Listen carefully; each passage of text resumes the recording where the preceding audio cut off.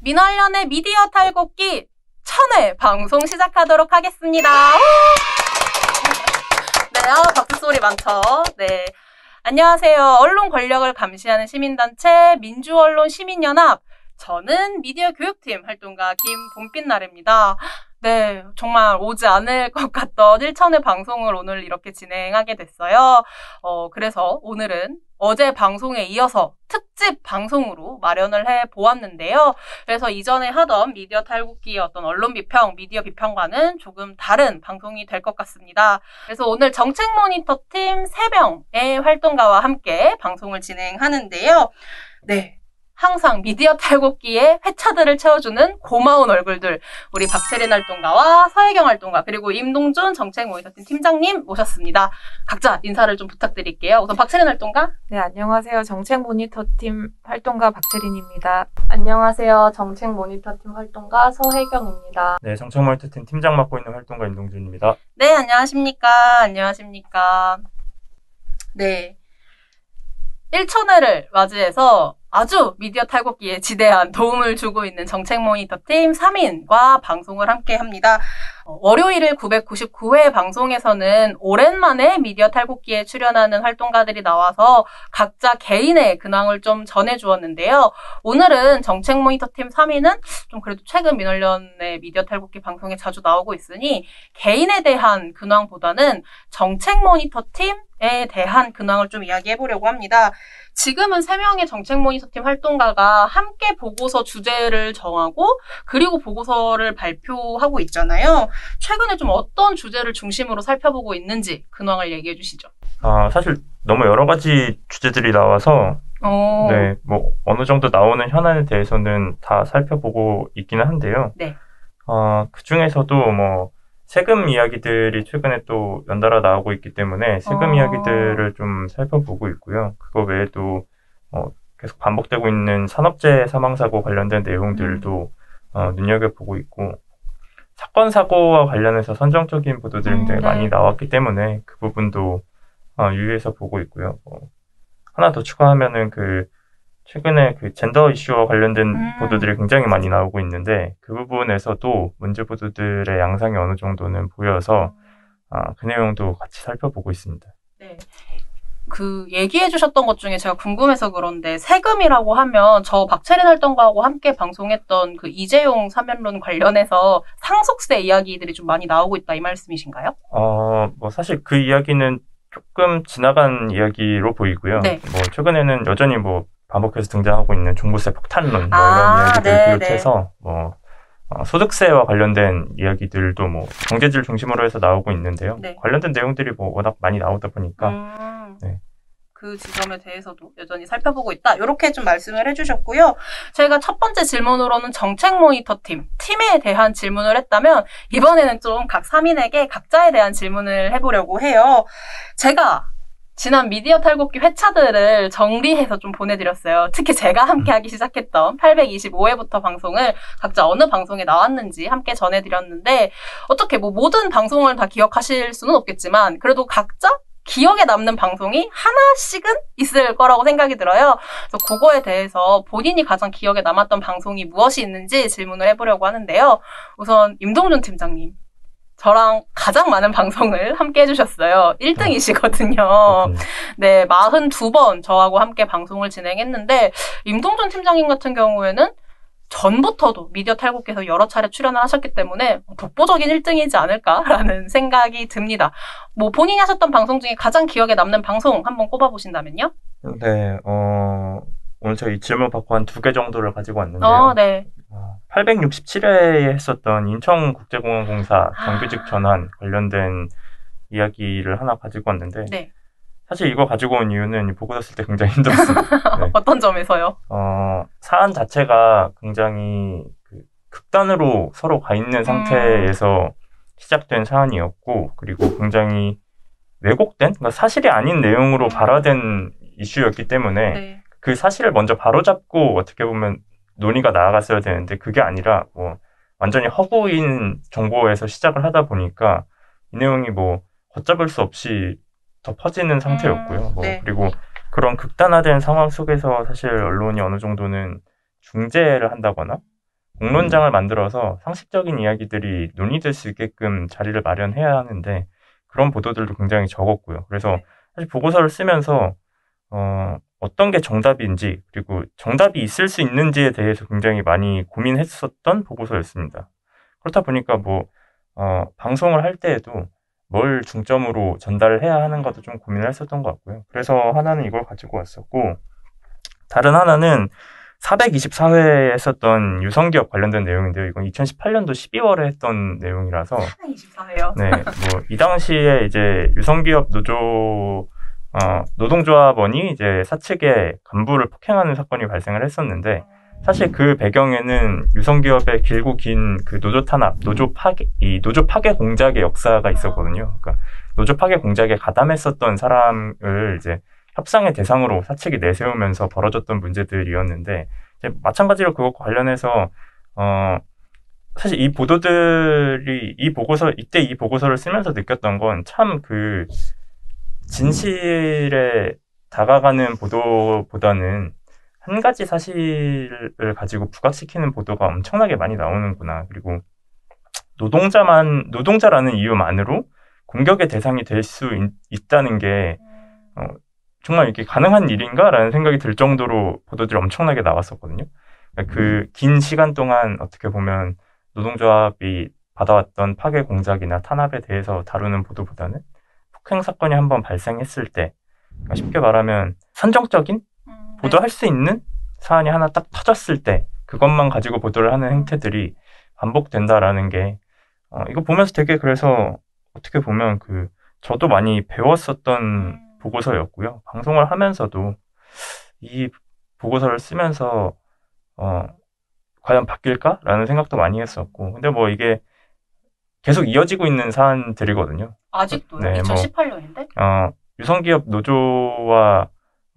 유성기업 노조가 정확하게 말하면 요구했던 내용은 잠을 자면서 일을 할 수 있게 해달라는 거였어요. 그러니까 2교대 근무가 유성기업 노조 조합원들의 실제로 이 과로사에 가까운 사망들이 연이어서 발생을 했었고 이게 2교대 근무가 원인일 수 있다라는 걸 주장하면서 사측과 이미 합의를 한 상태였거든요.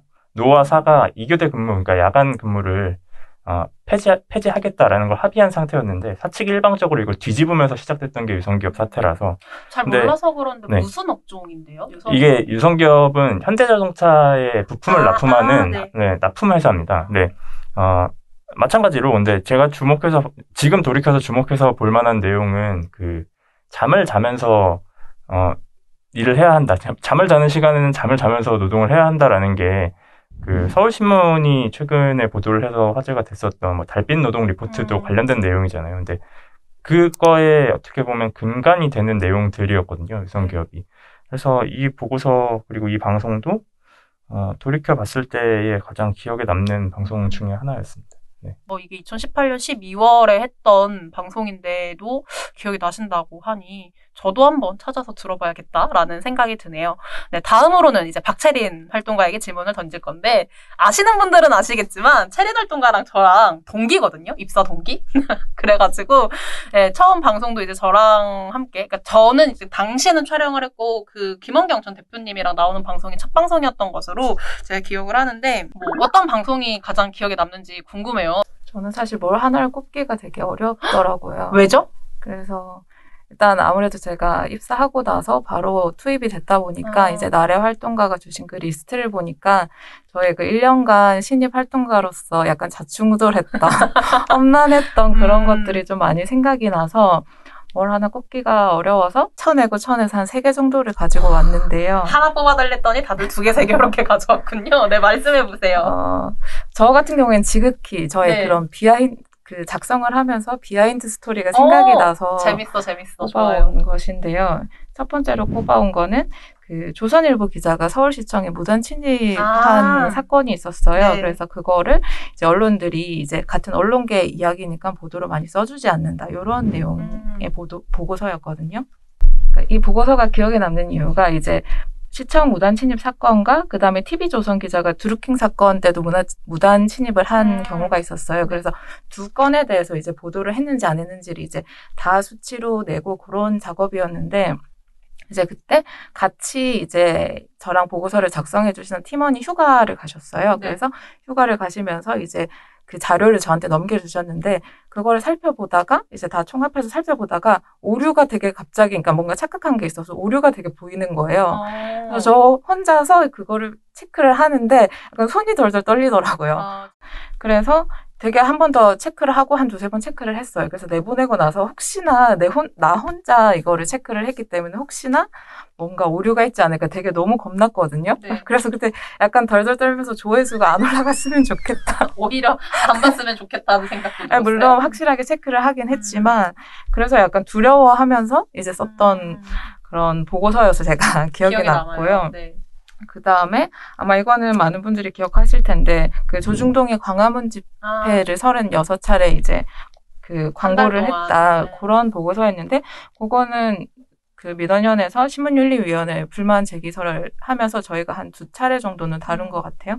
그래서 여러 차례 다뤄서 기억에 남기도 하고 또 저 개인적으로는 뭔가 광고라는 거는 기사보다는 어쨌든 뭔가 폭넓게 표현의 자유가 허용되는 범위인데 제가 어디까지 비판을 해야 되는지가 약간 조심스러웠던 그런 기억도 있어서 기억에 남는 것 같고 그리고 세 번째는 그 전기차 코나 관련 보고서가 기억이 남아요. 잠시만요. 방송을 얘기해달라는데 자꾸 보고서 얘기하시네.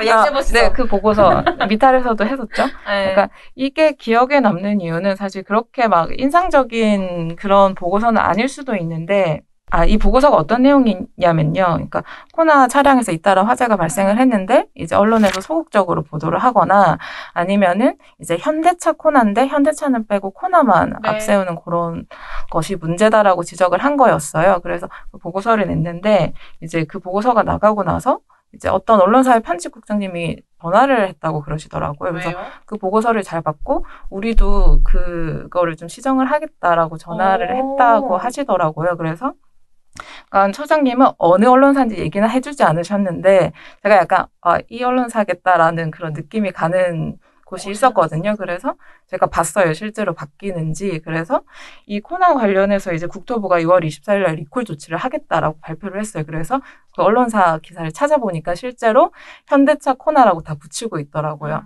그래서 실제로 약간 바뀌었구나. 작은 변화이긴 하지만 사실 보고서를 쓰다 보면은 백날 얘기해도 안 바뀌는 게 너무 많은데 제가 발견한 작은 변화라서 기분이 되게 좋았다. 이렇게 해서 요 3개 정도가 기억에 남는 걸로 꼽아왔습니다. 자, 근데 혹시 몰라서 이야기를 더 물어보자면 현대차 코나라고 붙이는 게 왜 중요해?라고 생각하실 수도 있을 것 같거든요. 코나이면 코나인 거지 현대차 붙이는 게 왜 중요해? 라고 질문을 하시는 분들이 있다면 좀 설명해 주시면 좋겠어요. 기사를 보면 현대차 관련해서 광고성 기사도 되게 많이 실려요. 네. 그러니까 그럴 때는 현대차 코나라고 얘기를 해요. 네. 근데 이제 제가 문제로 삼은 그 보고서의 기사는 화재 사고잖아요. 네. 그러니까 현대차에 불리한 거니까 현대차를 빼고 코나만 적는 거예요. 그래서 기업 관련 어떤 기사를 쓸 때 기업 이름은 그러니까 기업의 이름이 기업 입장에서 유리하면은 적어주고 불리하면 빼주는 거는 공평하지 못한 그런 언론의 태도라고 볼 수 있기 때문에 그 부분이 그러니까 사고일 때도 현대차를 언급해주는 것은 중요하다라고 지적을 했었습니다. 네. 따지는 건 아니었고 그냥 궁금해서 혹시 이런 의문을 제기하실 수도 있을 것 같아서 물어본 것이었어요. 네, 3개나 기억이 다 나신다고 하니 저도 조중동 같은 경우에는 특히나 보고서로 얘기를 하자면 조회수가 굉장히 높아서 많이들 관심 갖고 봐주셨구나 하는 생각도 나고 신문윤리가 자꾸 우리가 판단 못해라고 답변을 보내와서 왜 계신 건지 좀 궁금한 지점이 있어가지고 저희가 좀 질책을 했던 이야기를 방송에서 해서 좀 기억이 나는데요. 다음으로 이제 서혜경 활동가에게도 질문을 해보도록 하겠습니다. 아니, 혜경 활동가는 저랑 방송을 한 4번 밖에 진행을 하지 못해서 제 개인적으로는 좀 아쉬움이 남아있는데 그래도 혜경 활동가는 방송에 얼굴이 나와서 출연을 한 거는 횟수가 적지만 이전부터 미디어 탈곡기가 만들어지는데 굉장히 많은 도움을 줬거든요. 왜냐면 처음 소개할 때도 말씀드렸지만 종편 모니터 팀의 팀원으로 함께 오랫동안 일을 했어요. 그래서 뭐 여러분들이 많이 좋아해 주셨던 종편 모하니 같은 코너에서도 어떻게 보면 혁혁한 공을 세운 것인데 그런 것까지 합쳐가지고 우리 서혜경 활동가는 어떤 방송이 가장 기억에 남는지가 좀 궁금합니다. 저는 진솔 활동가가 출연했던 그 종편 모하니 모든 편이 사실 재밌었고 아, 그래요? 이렇게 재밌는 것이 왜 없어지나 그래서 그때 너무 아쉽고 네. 그랬던 좀 섭섭했던 기억이 있는데요. 감사합니다. 그래서 종편 모하니 중에서 가장 기억에 남는 게 무엇인지 찾다 보니까 역시나 이것이 정치다가 딱 눈에 띄더라고요. 아, 저 몰라서 그러는데 담당이 뭐였어요, 프로그램? 근데 제가 담당했던 프로그램은 다양한데 제일 많이 모니터했던 건 역시나 채널A의 김지은 골지쇼와 TV조선의 이것이 정치다 이거든요. 네. 그래서 아무래도 그 김지인 진행자와 윤종우 진행자는 뭔가 나의 사람 같고 이 프로그램은 내 프로그램 같고 하는 그런 뭔가 내 진행자가 더 이상한 발언을 많이 해야 되는데 이런 애증의 느낌이 있어요. 광화문에서 만나면 반갑게 인사하는 거 아니에요? 네, 혹시? 저희가 조선일보 앞에 그때 간 적이 있는데 그때 윤종우 씨를 직접 보지 못해서 너무 아쉬웠던 기억이 나고. 아, 네, 뭐. 네, 그래서 옆에 계신 임동준 팀장님은 아시겠지만 작년 코로나 그 초창기에 이것이 정치다에서 마스크 방송을 엄청 많이 했습니다. 그래서 마스크 대란이다, 구하기 어렵다. 심지어 마스크가 원활하게 구매할 수 있는 상황에서도 마스크가 대란이라는 방송을 매일매일 10분 이상씩 했었거든요. 아, 그래요? 네, 그래서 마지막에는 막 윤종우 씨가 직접 방호복을 입고 방송을 한 적도 있고. 방호복을 입고 방송했다고요? 네, 그런 다양한 방송들을 했었는데, 그래서 저는 그 코로나 관련 방송들이 좀 기억에 많이 남았어요. 그래서 제가 고른 회차는 897회 허위 통계 인용부터 출연자들의 허위 발언까지 모아본 TV조선의 이것이 정치다입니다. 네. 마스크 착용과 코로나 전파의 상관관계 그림을 방송에서 인용을 했었어요. 그런데 며칠 전에 제가 MBC 뉴스데스크를 집에서 보는데 네. 팩트의 무게 둘 다 안 쓰면 100%, 둘 다 쓰면 1.5%라는 보도가 나왔거든요. 네, 네. 그래서 저도 그 그림이 사실인 줄 알았고 실제 SNS나 뭐 인터넷에서 굉장히 공유가 많이 된 그림이었어요. 네.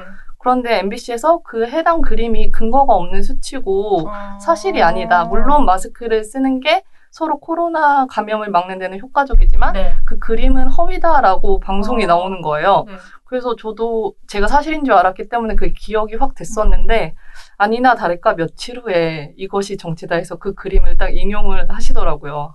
그래서 제가 이거 틀렸다라고 지적을 했는데 이게 기억에 남는 이유가 제가 그래도 2년 가까이 종편을 보면서 문제를 여러 번 지적을 해도 피드백이 없었거든요. 네. 그런데 이 방송을 저희가 보고서를 내고서 이정치에서 이거를 두세 번 정도 정정 보도를 하시는 거예요. 그래서 그때 진솔 활동가에게 이거 정성 방송을 했다고 신나서 막 얘기했던 기억도 나고 네. 그래서 이것이 정치다 작가들이 우리 모니터 보고서를 보고 있구나. 더 열심히 해야겠다. 그런 생각이 나서 이 회차를 고르게 되었습니다. 네. 저희 방송 보셔야죠. 맨날 문제 있다고 지적하는데 보고 좀 바뀌셔야지. 좀 그런 생각이 드네요. 네. 종편 모하니 저도 참 즐겁게 했던 방송이었는데 서혜경 활동가가 꼽아서 함께 이야기를 해보았고요. 민원련의 미디어 탈곡의 과거에 대한 이야기를 하는 것이니까요. 좀 현재 이야기까지 이어봐야겠습니다. 정책 모니터 팀이 한 차례 보고서 냈습니다 하고 끝이 나지 않아요. 항상 그 이슈에 대해서 추가 팔로우를 해가지고 또 문제가 발생을 했다든지 아니면 그 이슈의 연장선에서 어떤 또 사건이 발생을 하면은 또 모니터 보고서로 지적을 하곤 하거든요. 뭐 최근에 보고서로 예를 들어보자면 코로나19 백신 보도. 뭐 백신 보도 이상한 거 너무 많으니까 계속해서 지적을 할 수밖에 없으니 뭐 분석을 하고 모니터 보고서가 나오기도 하고요. 또 삼성 이재용 부회장 사면론 자꾸 띄워주는 언론 문제에 대해서도 저희가 좀 주기적으로 자주 보고서를 내곤 했었는데 뭐 이렇게 제가 예를 들었던 것처럼 미디어 탈곡기에서 다루었던 사건들 그리고 보도들 좀 여전히 진행 중이어서 좀 눈여겨볼 것이 있다면 각자 어떤 것들이 있는지 좀 이야기를 들어보고 싶어요. 우선 다시 턴을 돌려서 서혜경 활동가에게 질문을 해볼게요. 네, 저는 코로나 백신 부작용 보도가 끊이지 않고 또 과학이 아직도 많이 보도되고 있어서 물론 우리가 이미 보고서로 여러 차례 지적을 했는데 그래서 또 쓸 수 있을지는 아직 모르겠지만 그래도 관심이 있는데요. 지난 주말에도 조선일보에서 태권도 전 챔피언이 아스트라제네카 백신을 맞고 다리가 절단됐다. 부어서 폭발을 했다. 이런 기사를 냈어요. 네. 그래서 영국에서 코로나 백신을 맞았는데 다리가 부어오르더니 폭발을 했다. 피가 사방으로 튀었다. 이런 보도를 낸 거예요. 그래서 어제 YTN에서 이거를 팩트 체크를 했는데 실제 보도에서는 백신과의 연관성이 없고 네. 그리고 이 해당 환자가 이미 당뇨로 발가락을 절단하는 수술을 받을 정도로 지병이 있었다. 그리고 조선일보 기사에도 사실 있는데 이 보도는 사실 환자의 이 안타까운 사연을 전하면서 제자들이 모금 운동을 시작한 그런 기사인데 이게 우리나라로 넘어오면서 백신 부작용을 강조하는 그런 보도로 둔갑을 한 것이죠. 네. 그래서 어제부터 이제 백신 접종 예약이 시작해서 저도 어제 아버님 예약을 해드렸는데 네. 이렇게 아스트라제네카 백신에 많은 국민들이 맞아야 집단 면역이 될 수 있음에도 불구하고 언론에서 이렇게 추측성이고 과장되는 이런 백신 부작용 보도를 계속하고 있는 게 무책임하고 또 잘못됐다고 생각해서 네, 계속 관심이 가고 있습니다. 네. 어제 공시활동가 말이 기억나네요. 어제 공시활동가가 요즘 언론 보도를 보고 아스트라제네카 백신을 거의 쓰레기 백신처럼 언론 보도에서 말하고 있다 뭐 이렇게 얘기를 했었는데 또 조선일보에서 최근 그런 보도가 나왔었군요. 네. 그렇다면 이제 박찬린 활동가도 최근에 좀 이어서 계속 얘기해볼 만한 언론 이슈가 있다면 어떤 게 있을까요? 저는 MBC 방송작가 문제를 좀 주목해서 봐야 되지 않을까 생각을 하는데요. 아마 제 기억으로는 미디어 이슈 브리핑 마지막 시간이었던 것 같아요. 그때 이제 MBC 방송작가 2명이 중앙노동위원회로부터 노동자 인정을 받았다. 그리고 이 내용이 담긴 판정서가 이제 MBC로 전해졌고, 이제 MBC가 이 판정서를 받고 30일 이내에 이 2명을 이전의 업무로 복직시키거나 아니면 15일 이내에 행정소송을 제기한다. 이제 MBC가 어떤 선택을 할지 두고 보자라고 얘기를 했었는데, 이제 최근에 MBC가 중노위 판정에 불복을 하고 행정소송을 제기하는 선택을 했습니다. 네.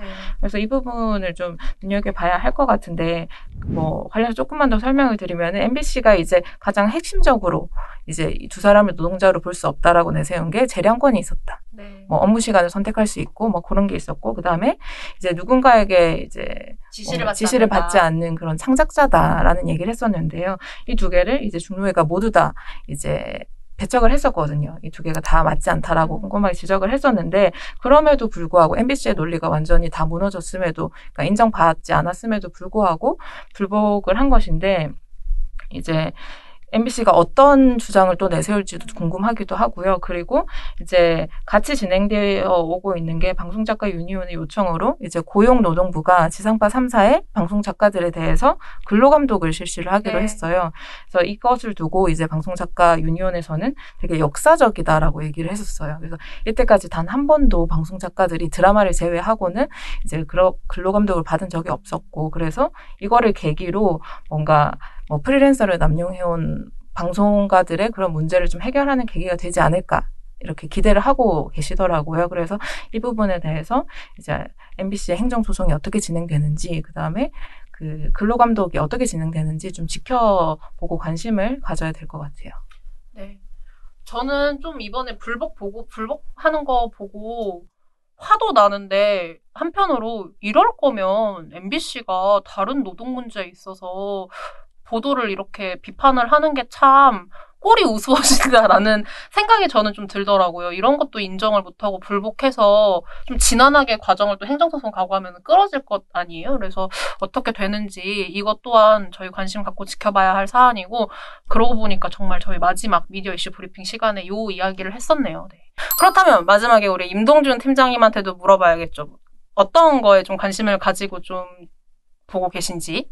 사실 저희가 보고서를 썼던 내용들은, 저는 개인적으로 보고서를 쓴다는 거는 더 이상 눈여겨보고 싶지 않다라는 의미로 보고서를 쓰는 거거든요. 그러니까 이런 보도는 더 이상 쓰지 말아라라는 의미로, 혹은 이런 사안은 더 이상 발생하지 않았으면 좋겠다라는 의미로 보고서를 쓰는 경우들이 많아서, 네.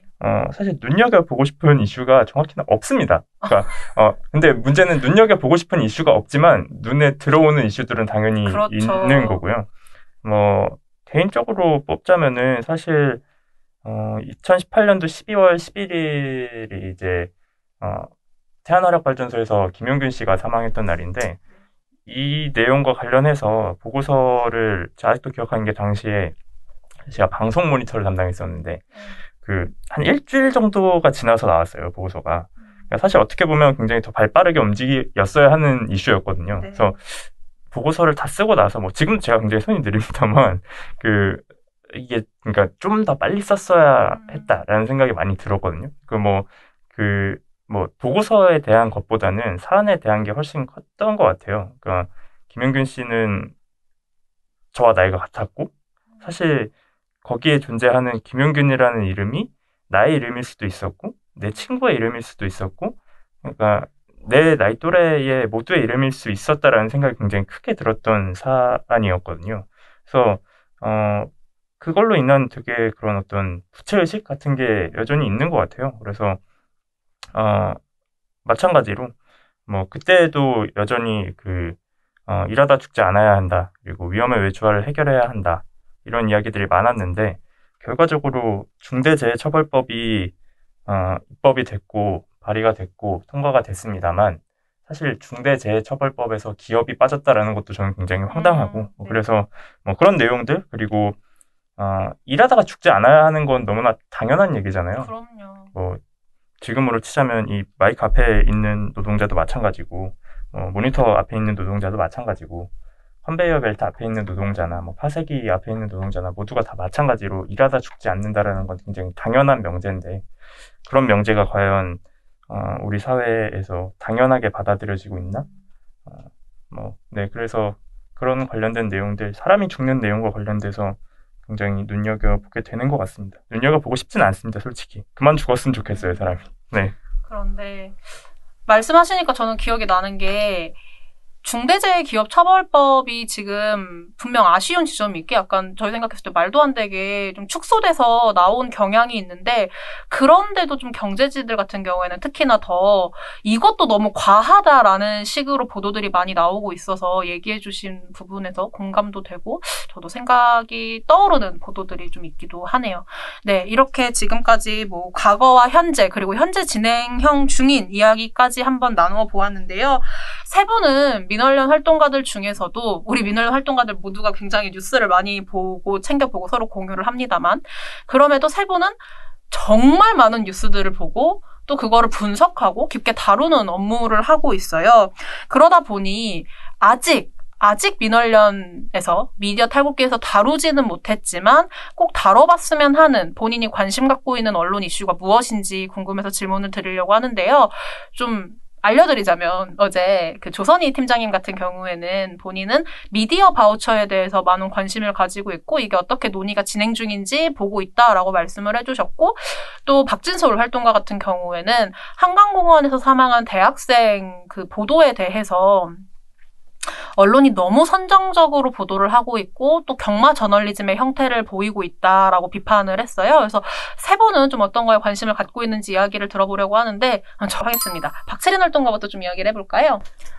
네, 저는 뭐 지식인이나 유명인들의 발언이 언론에 많이 보도가 되잖아요. 그래서 그런 지식인들과 유명인들의 발언을 언론이 가져다 쓰는 것이 언론에 어떤 영향을 미치고 있는가에 대해서 좀 살펴보고 싶다라는 생각을 해왔는데요. 그러니까 민원연 이전의 보고서에서도 조금씩 다뤘던 것 같기는 한데 제가 여기에 더 좀 꽂힌 이유가 저희 신문모니터위원회에서 관련한 보고서를 길게 썼었는데 이제 통계를 낸다거나 그런 부분에서 약간 미흡한 점이 있어서 뒤집어졌어요. 그래서 그런 부분을 좀 지속적으로 보고 싶고 또 저희가 신문모니터위원회에서 어제 프로보커터라는 책을 읽었어요. 여기서 프로보커터가 말하는 게 뭐냐면 약간 선동가 아니면 부정적 의미의 관종을 의미를 하는데 아마 한국 사회에도 되게 많은 것 같고 뭐 대표적으로 뭐 트럼프 이런 사람들을 떠올릴 수 있는데 이런 사람들이 미치는 영향력이 언론이건 한국 사회 전체가 너무나 큰 것 같거든요. 그리고 특히나 유튜브를 통해서 그들의 발언이 많이 이렇게 퍼지면서 그래서 그들이 언론과 약간 공생관계를 맺고 있는 측면도 있는데 그런 부분에 대해서 사실 구체적으로 어떻게 분석을 해야 될지는 아직은 잘 모르겠는데 그런 부분에 대해서 지속적으로 관심을 갖고 기회가 되면은 보고서도 한번 써보고 싶다라는 생각이 있습니다. 재밌을 것 같은데 나중에 기회가 되면 꼭 한번 보고서로 만나보고 싶네요. 네, 다음은 임동준 정책모니터팀 팀장님 이야기 들어보도록 하겠습니다. 네, 저는 두 가지를 꼽고 싶은데요. 네. 두 가지보다는 폭이 더 넓은 것 같지만, 네. 정책적으로는, 공영방송을 어떻게 시민의 손에 돌려줄 것인가가, 중요한 것 같고요. 이건 문재인 정부가 내세웠던 가치이기도 하고, 사실, 문재인 정부가 내세우기 이전에 촛불 집회에서 이용마 기자가 내세웠던, 그리고 이용마 기자가 얘기했던 내용들이고, 너무나 당연한 얘기들이거든요. 이용마 기자 발언을 인용하자면, 대통령도 국민이 뽑는데 공영방송 사장을 왜 국민이 못 뽑냐라는 이야기인데 너무나 당연한 명제잖아요. 그리고 이용마 기자가 민원연 정책위원이기도 했고 민원연도 이용마 기자의 뜻을 충분히 공감하고 그 뜻을 이어간다라는 측면에서 그리고 문재인 정부가 내세웠던 가치를 5년 동안 언론 관련된 정책을 하나도 지키지 않았으면 이행하지 않았으면 전 이거라도 해야 한다고 생각을 하거든요. 남은 1년 동안. 그래서 언론 관련된 정책 중에서는 이 내용 공영방송의 대표를 어떻게 시민이 참여해서 뽑게 할 것인가에 대한 내용이 될 것 같고요. 그리고 사실 저는 앞에서도 얘기했지만 저는 사실 시민단체와 모든 사람들이 마찬가지겠지만 거창한 무슨 정치적으로 뭘 개혁하자라거나 혹은 나라를 뒤집자거나 이런 주장들에 대해서 크게 공감하지 않거든요. 사실 진짜 해야 될 일은 잘 먹고 잘 사는 거, 남에게 폐를 끼치지 않고 피해 주지 않고 잘 먹고 잘 사는 걸 실현하는 게 역할이라고 생각하거든요. 그래서 그런 진영에 갇혀서 특정 진영이 주장하는 내용들이 아니라 언론이 어떻게 실제 사람들의 삶이 잘 먹고 잘 사는 삶을 만들기 위해서 남을 괴롭히지 않고 피해받지 않고 피해주지 않고 잘 먹고 잘 사는 삶을 만들 것인가에 대해서 다루는 모든 내용들에 관심이 있다 이렇게 봐야 되지 않을까 싶은데 이렇게 얘기하니까 굉장히 산이 폭넓어져서 모든 주제가 되지 않을까 싶은데요. 네, 모든 주제를 잘 다뤄보겠다 그렇습니다. 이런 다짐으로 제가 이해를 해보고요. 그렇다면 우리 서혜경 활동가 한번 이야기를 해볼까요? 좀 진한 느낌이 없지 않아 있는데 한 2주 전만 해도 가상화폐 관련해서 보도가 상당히 많았거든요. 지금도 계속되고는 있지만 화폐라는 것 자체가 사실 변동성이 크면 안 되는 건데 가상화폐는 24시간 내내 그 급격한 변동성을 가지고 많은 사람들이 투자가 아닌 투기로 가고 있는데 언론에서 과연 그런 문제점들을 제대로 짚고 있는지에 대한 의문이 있어서 사실 달러 환율은 막 10원, 20원만 올라도 우리가 올랐다 내렸다는 기사를 많이 접하는데 코인은 그 급격한 등락에도 그냥 경마식 보도만 하지 이게 얼마나 위험한가에 대한 경고는 안 하고 있다고 생각하거든요.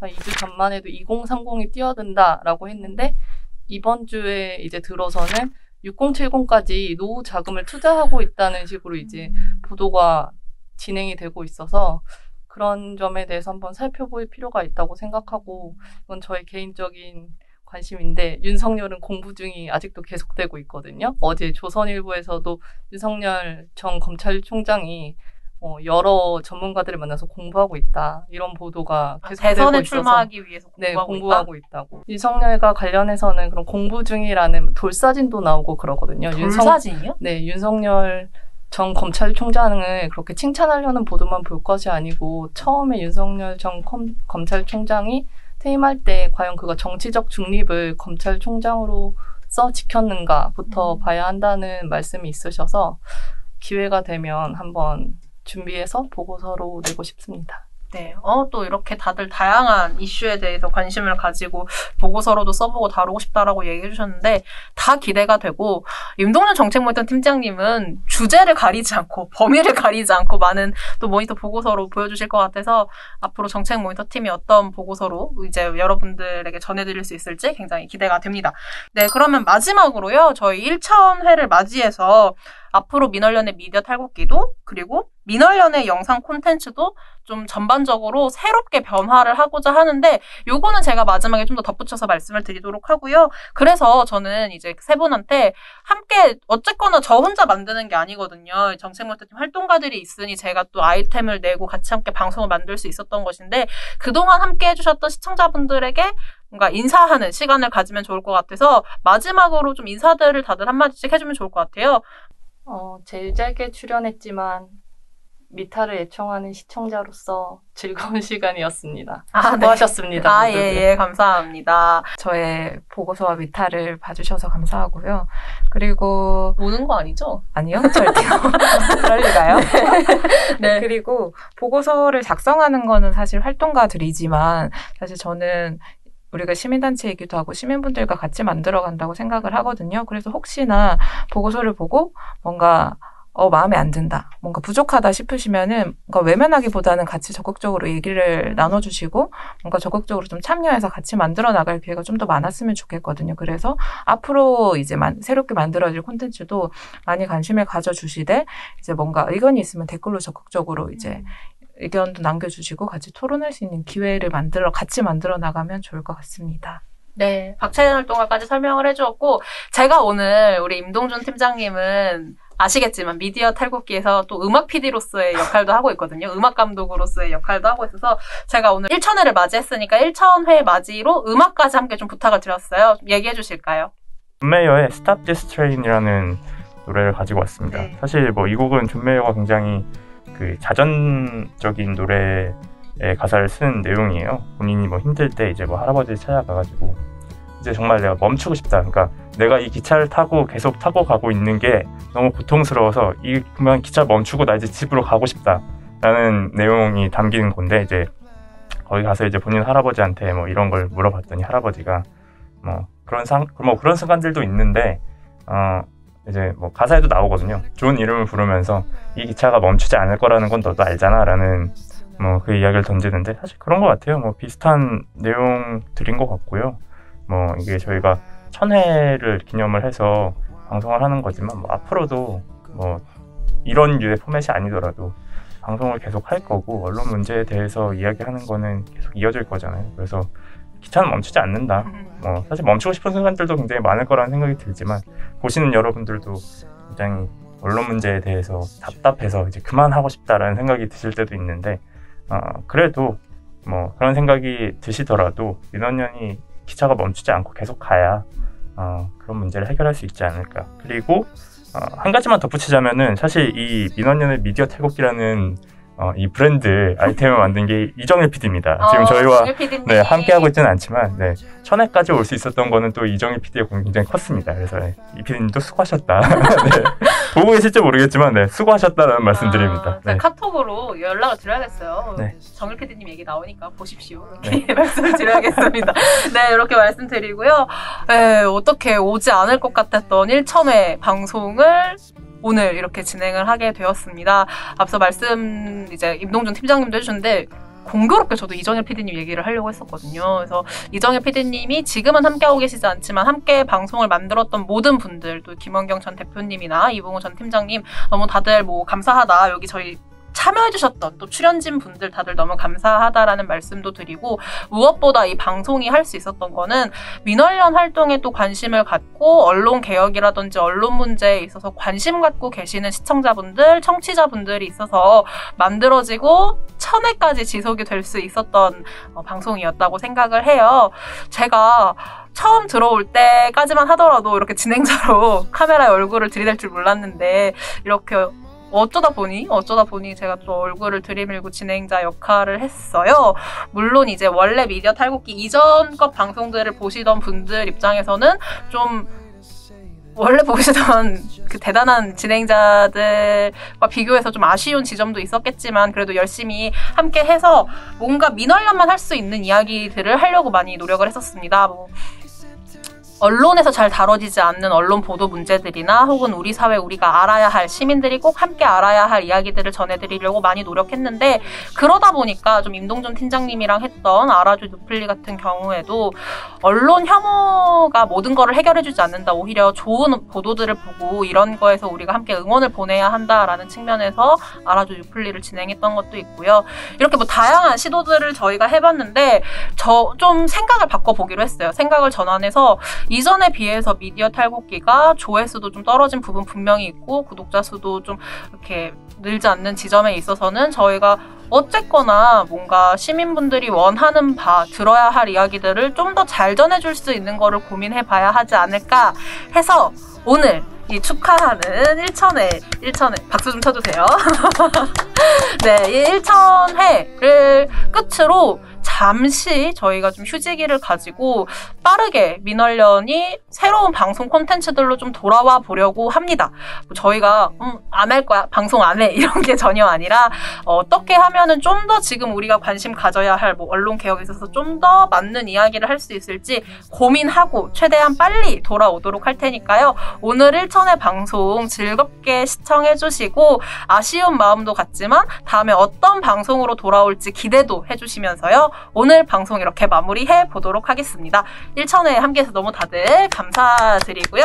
오늘 방송 시청해주시는 시청자분들, 들어주시는 청취자분들 너무 감사합니다. 민원련의 미디어 탈곡기 마지막 인사는 그래도 함께 다 같이 좀 진행을 해보도록 하죠. 민원련의 미디어 탈곡기는 내일도 열심히 털어드리겠습니다. 탈탈탈 안녕!